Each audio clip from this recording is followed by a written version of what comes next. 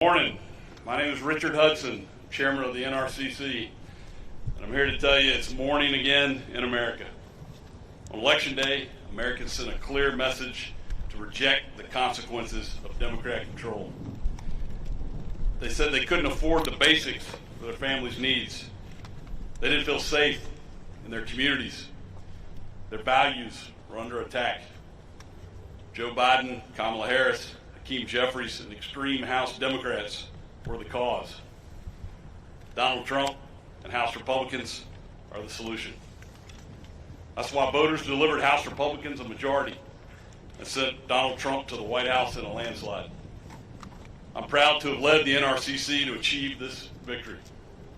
Even after Democrats spent $550 million spreading lies about House Republicans, we went on offense and flipped seats from Pennsylvania to Michigan to Colorado and beyond. The American people saw through the Democrat lies because Republicans had better candidates and a better message about what we would do to improve their daily lives. Though it was my honor to lead our successful effort to hold the House at the NRCC, I didn't do it alone. House Republicans bought into the plan. We had record member participation from across our conference, and our entire incredible leadership team worked together to make it happen. I'm especially grateful of our team leader, Speaker Mike Johnson, whose dauntless energy and hard work are the reason we're here, raising $27 million directly to the NRCC and traveling to countless cities in over 24 states to help our candidates. Thank you, Mr. Speaker. You've earned the gavel, Mr. Speaker, with your long days and relentless optimism. Now with Donald Trump as president, Mike Johnson majority, Republicans will have unified government in Washington for the first time since the beginning of President Trump's first term. And what did we do together during that first term? We passed historic tax cuts that led to the greatest economy in a generation.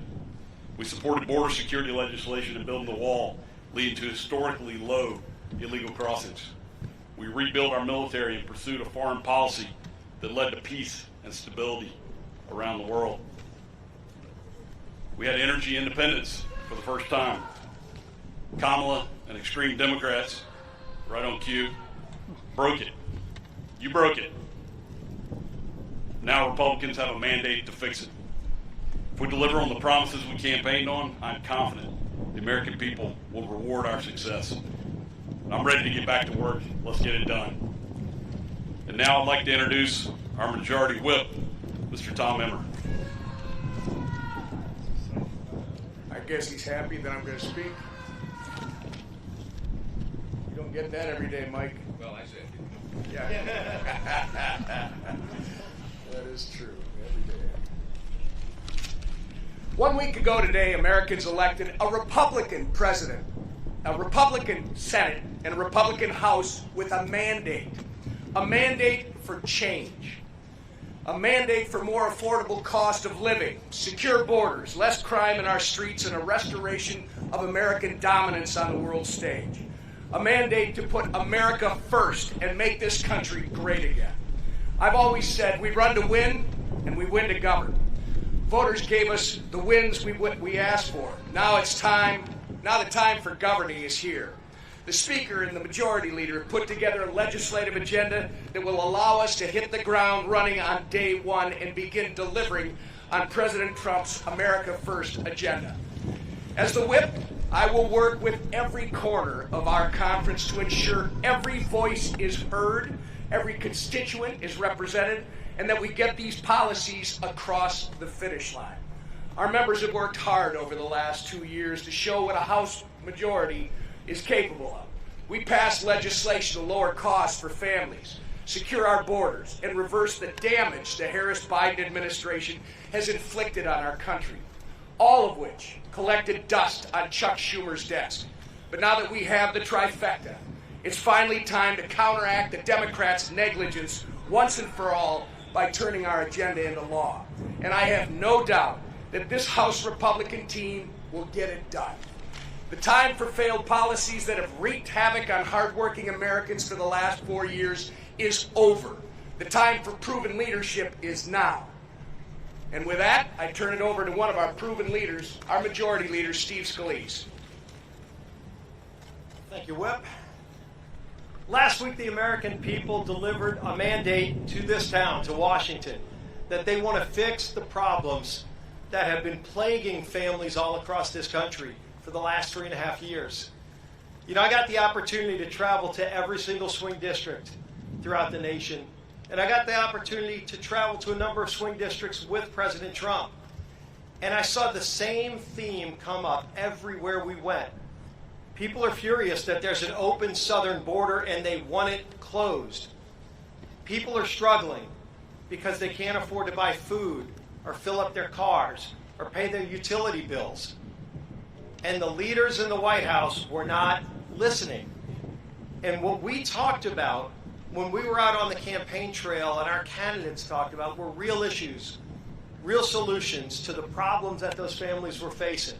We talked about how Republicans, if we get the White House and the House and Senate, would act quickly to get our economy moving again, to lower costs at the grocery store, to lower electricity costs, to secure our southern border and restore America's place in the world. Those were the issues we actually ran on and talked about in every community in America, and the American people responded. And the other side is sitting around trying to blame themselves and assign blame for what the reason was for their failure, but they still will not admit the real problem why Democrats were rejected at the polls last week. It was because they had no answers. They had no message to those families who were struggling. They wanted to double down on the same failed far-left policies that they've been ramming through Washington for the last 4 years that caused this inflation, that caused the open borders, that caused the problems that families are facing. And so as we prepare for this unified government, this unique opportunity that the American people have given us, one thing the American people can rest assured in knowing is that President Trump and this Republican majority are already planning to go to work for them on day one in January to start fixing those problems. We have an agenda we've been planning for the first 100 days to lower food costs, to lower energy costs, to secure America's border, to get this economy moving again so those families who have been struggling can finally get back on their feet, can finally have some savings in their pockets so they can send their kids to college, so they can go on a family vacation, so they can have more take-home pay. That's an agenda we've been working on with President Trump for months now. We didn't wait until the day after the election to start planning this. And this shows the relentless focus of Donald Trump. He knew that if he had won the election, this would be his last opportunity to serve as President of the United States. And there will not be a minute to waste. And you can see his resolve already and how quickly he's making really good, smart picks. I know he's already pulled a few really talented people out of the House, hopefully no more for a little while until special elections can come. But it shows you the talent that we have and the ability we have to get this country turned around quickly. The American people are hungry for it. And they're going to find a Republican leadership ready to work for them so that they don't have to struggle any longer. And the man leading that charge, who worked as tirelessly as ever, and I know the whip and our NRCC chair, Richard Hudson, talked about this. Nobody's traveled around the globe, theoretically, more than Mike Johnson to ensure that even though some of the pundits said we couldn't hold the House, we would hold the House so that we could continue delivering those promises. Our Speaker of the House today and tomorrow, Mike Johnson. Thank you, Steve, our great majority leader. Thank you to our whip, Emmer, our NRCC chairman, Richard Hudson, all three of these gentlemen, and our whole leadership team, Elise and all the rest, Blakemore and McLean and Palmer and everyone, did everything possible to ensure that we could come to this moment. It is a beautiful morning in Washington. It is a new day in America. The sun's shining, and that's a reflection about how we all feel. This is a very, very important moment for the country, and we do not take it lightly. We did work really hard to bring this day about. The actual statistics are even harsher than you said, Richard. My team calculated, they told me last night, actually when it was all said and done, it did more than 360 campaign events in over 250 cities across 40 states. And I logged enough miles to circumnavigate the globe 5.5 times. But it was worth it. It was worth it. And we got extraordinary candidates. We flipped blue seats to red as we planned, and we kept this majority. We expect that the majority will be larger than last time. We still have a number of races outstanding, but we're very optimistic about those. And we are looking forward to governing in unified government beginning in January. It's true that on Tuesday, voters rejected what they really felt was the misery of the last 4 years. We're moving on and we're turning the page, and this is something that the American people desperately need and deserve. We are going to raise an America First banner above this place. And you saw a demographic shift that I was talking about on the campaign trail for over a year, with new demographics, new groups of persons who had not traditionally been with the Republican Party, who came on board with us because they believed in what we were saying. They believed the answers that we were providing for all the great challenges facing the country. And we made them a commitment to do that. And we will. And as the new members return now, we lay the groundwork for the next Congress, and we usher in this new day in America. Republicans in the House and Senate have a mandate. It's true. It was a decisive win across the nation. The American people want us to implement and deliver that America First agenda. And we have to do that while we have that energy and that excitement beginning on the very first day of the Congress in the new year. It's clear the American people do want secure borders. They want to prevent terrorists and criminals from entering the country. These things are common sense. They want and deserve lower costs for groceries and gasoline. They want us to project strength on the world stage again and not the weakness that we have projected for the last 4 years. They want an end to the wokeness and the radical gender ideology and a return to common sense in our children's classrooms and corporate boardrooms and government agencies. And we're going to ensure all that's true. This leadership will hit the ground running to deliver President Trump's agenda in the 119th Congress, and we will work closely with him and his administration to turn this country around and unleash, as he says, a new golden age in America. That's not a campaign slogan. We believe that that is true. We believe in our hearts that America's best days are ahead of us, and we're excited to deliver upon that promise. The only way we're able to work quickly is because we have unified control of the Congress, both chambers now in the White House, beginning January. And I want to congratulate all our Republican incumbents who worked so hard to ensure their re-elections and our new members who helped us to keep this House majority. Especially a couple of new members that flipped districts from red to blue. People like Tom Barrett and Ryan McKenzie, Rob Bresnahan, Tim Moore, Addison McDowell, Brad Knott, Gabe Evans, from different states around the country who worked really hard to ensure that we could have Republicans return to those seats.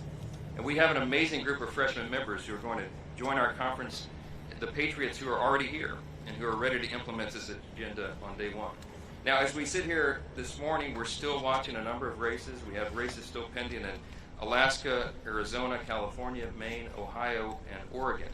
And we're going to ensure that every single legal vote is counted in those races. So while we're completing the work of this Congress, we're shifting gears and preparing for the next Congress. We're also still in campaign mode in some sense and awaiting the final outcome of these races.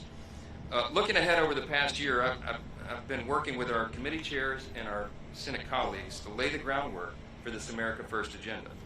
It will grow our economy and reduce inflation. It will secure our borders. We will restore America's energy dominance once again. We'll implement educational freedom, and we will drain the swamp. And that's just the beginning of the agenda. This leadership team standing behind me has been preparing for this moment, and we are ready to deliver on America's mandate in the next Congress. When President Donald Trump won the presidency in 2016, we all look back and recognize that the Republican Party was not fully prepared for that moment, and precious time was wasted in the beginning of that Congress. I know it well because that was my freshman year in Congress. We began in 2017. We are not going to make those mistakes again. We will be ready on day one. We are prepared this time. And as we wind down the 118th Congress, we'll be ready to take the ball and run full speed in the 119th Congress that begins in January. With that, if you have a few questions, I'll be happy to answer. Chad.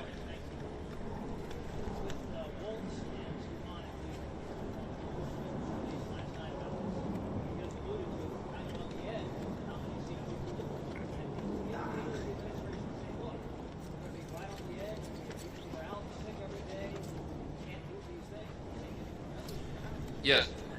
President Trump and I have talked about this multiple times a day for the last several days. We have an embarrassment of riches. We have a really talented Republican conference. We've got really competent, capable people here. Many of them could serve in really important positions in the new administration. But President Trump fully understands and appreciates the math here, and it's just a numbers game. We believe we're going to have a larger majority than we had last time. It's too early to handicap it, but we're optimistic about that. But every single vote will count, because if someone gets ill or has a car accident or a late flight on their plane, that it affects the votes on the floor. So I think he and the administration are well in tune to that. I don't expect that we will have more members leaving, but I'll leave that up to him. But yes, are we talking about it? Yes, all the time, and he fully appreciates that. Let me go over here. Yes, ma'am. Yeah. Go ahead. Thank you. Have you had discussions with the president-elect since the election about how he wants to deal with government funding in this conference? We talked a little bit about it. I'll be having further conversations. My plan is to be at Mar-a-Lago all weekend to iron out details on the plans ahead. So as you can imagine, right now he has a lot going on. He has to fill out a cabinet. He has to appoint his top staff, and he's beginning to do that. We're delighted with the picks so far. I think it's a great showing for the country. But he and I have both had a lot going on. So we'll be talking about that and a number of other items over the weekend. I'll see him, I think, Thursday night, and there are preliminary plans for him to come to Capitol Hill tomorrow. So we'll have lots of time over the week and in the weekdays ahead. So we'll stay tuned on all that. Mr. Speaker. One second, I'll get to Newsmax next. Okay.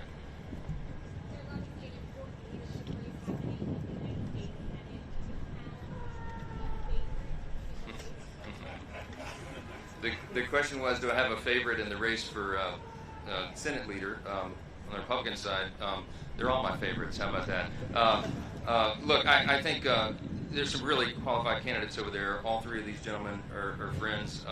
I'm not going to put my thumb on the scale on that. I got enough to manage over here. But whomever is ultimately elected the new leader, we look forward to working with them, beginning immediately.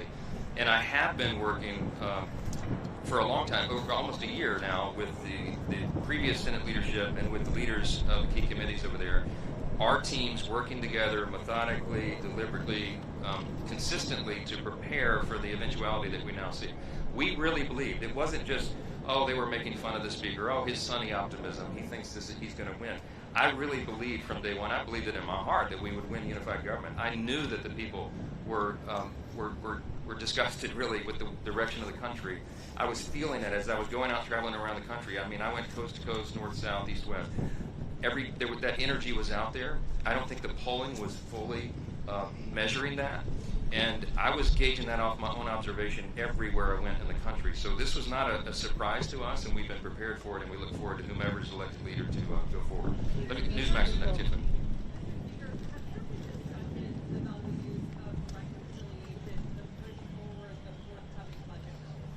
Yes, we have been talking for almost a year about the use of the budget reconciliation as a method to achieving some of the desired ends. We have to fix everything. I told President Trump many times, and we've all discussed, we believe we could be the most consequential Congress of the modern era, and he the most consequential president, because we quite literally have to fix almost every metric of public policy. Everything is a mess. Everything.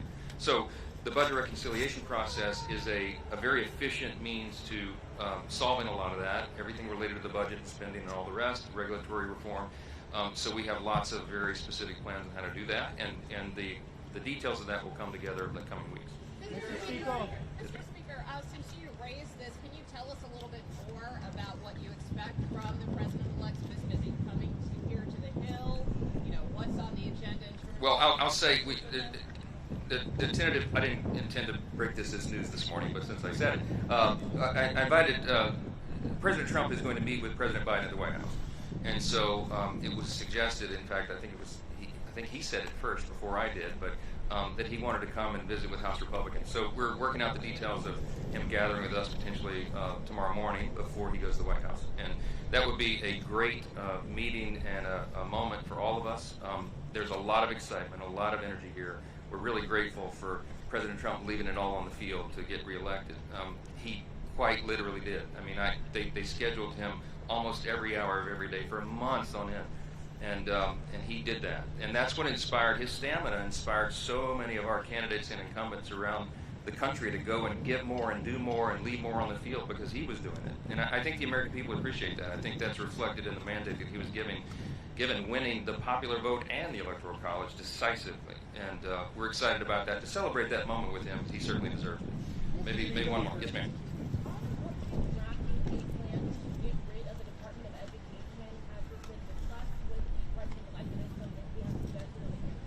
We're not going to get into any details about any specifics with regard to reforms in specific departments yet. There's lots of ideas on the table, but we've got to work together to build consensus, work in coordination with the Trump administration on the order of the reforms and how we do it. So I'm not yet ready to give you details on that, but you can stay tuned. Maybe one more. Yes.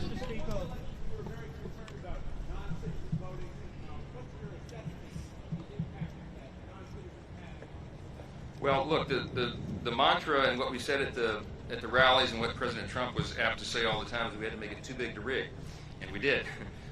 Look, we know for a fact, it is a fact, that non-citizens voted in some places around the country because they were signing up to vote and they were defying federal law, but the states were not enforcing the requirement that there be proof of citizenship before they sign up. So I am grateful to tell you, and I said this on the campaign trail for a year, that I had confidence that because of the chaos that was related to the 2020 election, most of the states got busy. To their credit, the legislatures in the states got busy and passed legislation to shore up their systems in states around the country. I mean, there were hundreds of pieces of legislation that were passed, duly enacted, signed into law by the governors that shored up those systems and made sure they would be more secure. There were a few states we were still concerned about, but I'll tell you, because of the attention that was given to it, you had eyes on those elections very closely. You had lawyers ready and prepared to run and file injunctions in district courts when necessary, and they did. You had poll watchers and precinct captains, and some of those are still working right now. There will be recounts in a couple of these races. They'll be very closely monitored. I'm happy to report to you that because of all the emphasis we placed on that, and because of all the attention the American people put on it, that I think we were able to limit to a high degree the amount of fraud and irregularity and many of the things that concerned all Americans after 2020. So that's a good sign. It's another hopeful reason, another thing to celebrate about our new day in America. So thank you all for being here this morning. We're really grateful to get to work, and that starts right now. Thank you.